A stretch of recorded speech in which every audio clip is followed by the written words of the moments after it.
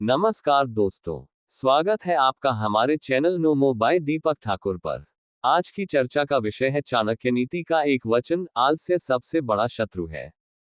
प्राचीन भारत के महान राजनीतिज्ञ, अर्थशास्त्री और दार्शनिक आचार्य चाणक्य ने अपने जीवन अनुभवों और गहन चिंतन से जो नीतिशास्त्र रचा, वह आज भी उतना ही प्रासंगिक है। उनकी चाणक्य नीति में जीवन के हर पहलू को छूने वाले विचार मिलते हैं, राजनीति, नेतृत्व, जीवन शैली, व्यवहार, नैतिकता और व्यक्तिगत विकास तक। उनके विचारों का अध्ययन ज्ञानवर्धक होता है और ये हमें जीवन के हर मोड़ पर सही मार्गदर्शन करता है। उन्हीं विचारों में एक अत्यंत प्रभावशाली और सशक्त वाक्य है, आलस्य सबसे बड़ा शत्रु है। यह विचार न केवल व्यक्तिगत विकास का मूल मंत्र है, बल्कि यह जीवन में सफलता और असफलता के बीच की सबसे बड़ी विभाजन रेखा को भी दर्शाता है। तो चलो जानते हैं क्या है आलस्य। आलस्य केवल शरीर का थक जाना या कुछ न करने की इच्छा नहीं है, बल्कि यह मानसिक, शारीरिक और आत्मिक सुस्ती का एक रूप है।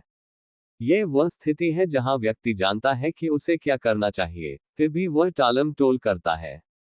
यह धीरे धीरे एक आदत बन जाती है और अंततः व्यक्ति की क्षमता, आत्मविश्वास और अवसरों को निगल जाती है। चाणक्य कहते हैं, जो व्यक्ति आलस्य करता है, वह स्वयं अपने हाथों से अपने भाग्य का विनाश करता है। आलस्य में लिप्त व्यक्ति समय की कद्र नहीं करता, और समय वही चीज है जो जीवन को दिशा देती है। चाणक्य नीति में आलस्य के संबंध में कई विचार मिलते हैं। उनमें से दो प्रभावशाली है। 1. आलस्यम हि मनुष्याणा शरीरस्थो महान रिपुः। इसका अर्थ, आलस्य मनुष्य के शरीर में छिपा हुआ सबसे बड़ा शत्रु है। 2. उद्यमेन ही सिद्ध्यन्ति कार्याणि न मनोर्थैः, न हि सुप्तस्य सिंहस्य प्रविशन्ति मुखे मृगा। इसका अर्थ, प्रयास किए बिना सिर्फ अभिलाषा से सफलता नहीं मिलती। जैसे कि सोते हुए शेर के मुंह में हिरण स्वयं नहीं आता। इन विचारों से स्पष्ट होता है कि चाणक्य जीवन में सक्रियता, परिश्रम और सतत प्रयास को सर्वोपरि मानते थे। अब बात करते हैं आलस्य के दुष्परिणामों की। 1. अवसरों की बर्बादी। आलसी व्यक्ति कई बार बेहतरीन अवसरों को केवल इसलिए खो देता है क्योंकि वह समय पर उठकर उन पर कार्य नहीं करता। 2. आत्मविश्वास में गिरावट। जब कोई व्यक्ति लगातार अपने लक्ष्यों से दूर होता जाता है, तो उसमें आत्म संशय और हीनता की भावना उत्पन्न होती है। 3. रिश्तों पर प्रभाव। आलसी व्यक्ति पारिवारिक और सामाजिक जिम्मेदारियों से भी बचने लगता है, जिससे उसके रिश्ते कमजोर पड़ने लगते हैं।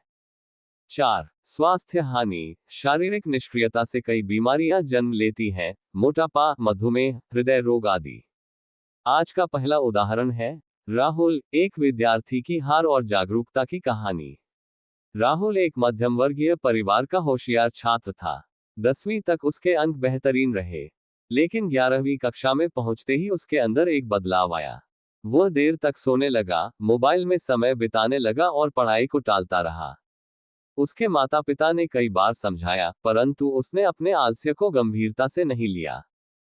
12वीं की परीक्षा आई और वह बड़ी मुश्किल से पास हुआ। उसके दोस्त अच्छे कॉलेजों में चले गए और वह किसी साधारण कॉलेज में एडमिशन लेने को मजबूर हो गया। एक दिन उसने चाणक्य का ये वाक्य पढ़ा, आलस्यम हि मनुष्याणा शरीरस्थो महान रिपुः। उसके मन में जैसे बिजली चमक गई। उसने पिछली गलतियों की समीक्षा की और अपनी दिनचर्या बदल दी। आज वही राहुल एक सरकारी सेवा में कार्यरत है और युवाओं को वक्त की कीमत और आलस्य से लड़ने के लिए प्रेरित करता है। दूसरा उदाहरण है मीरा, गृहिणी से उद्यमी बनने तक का सफर। मीरा एक गृहिणी थी जो पूरे दिन घर के कामों के बाद बचा हुआ समय टीवी देखने और आराम करने में बर्बाद कर देती थी। उसके मन में एक सपना था, अपना खुद का कढ़ाई और सिलाई का छोटा व्यवसाय शुरू करने का। लेकिन वह हर दिन सोचती और अगला दिन टाल देती। एक दिन उसके बेटे को स्कूल में आचार्य चाणक्य के विचारों पर एक प्रोजेक्ट करने का अवसर मिला। उसने अपनी मां को लाकर बताया, न हि सुप्तस्य सिंहस्य प्रविशन्ति मुखे मृगा। मीरा के मन को ये बात चुभ गई। उसने उसी दिन तय किया कि अब वह अपने समय का सदुपयोग करेगी। धीरे धीरे उसने अपने स्किल्स को निखारा और 2 सालों के भीतर उसका कढ़ाई का ऑनलाइन व्यवसाय चल पड़ा। आज मीरा न केवल आत्मनिर्भर है, बल्कि 2 अन्य महिलाओं को भी रोजगार देती है। आइए अब देखते हैं आलस्य से छुटकारा कैसे पाएं। 1. दिनचर्या बनाएं। हर दिन के कार्यों को समयबद्ध योजना के साथ करें। सुबह जल्दी उठने की आदत विकसित करें। 2. लक्ष्य तय करें। बिना लक्ष्य के व्यक्ति भटकता है। छोटे छोटे लक्ष्य बनाकर उन्हें समय पर पूरा करने का प्रयास करें। 3. Digital detox. Phone, TV, social media का सीमित उपयोग करें। ये चीजें आलस्य को बढ़ावा देती हैं। 4. स्वस्थ जीवन शैली अपनाएं। योग, प्राणायाम और व्यायाम से शरीर और मन दोनों में ऊर्जा बनी रहती है। 5. सकारात्मक सोच रखें। खुद को ये याद दिलाते रहें कि आपके पास एक सीमित जीवन है और हर क्षण कीमती है। 6. अपने आसपास प्रेरणादायक लोगों के साथ समय बिताएं। सकारात्मक माहौल में व्यक्ति अपने अंदर छुपे आलस्य को पराजित करने की प्रेरणा पाता है। चाणक्य चेतावनी के तौर पे न केवल आलस्य को शत्रु कहते, बल्कि उसे ऐसा अंदर छिपा हुआ शत्रु कहते जो हमें बिना युद्ध के पराजित कर देता है। बाहरी शत्रु से तो हम लड़ सकते हैं, परंतु जब हमारा मन ही शत्रु बन जाए, तब उसे हराना कठिन हो जाता है।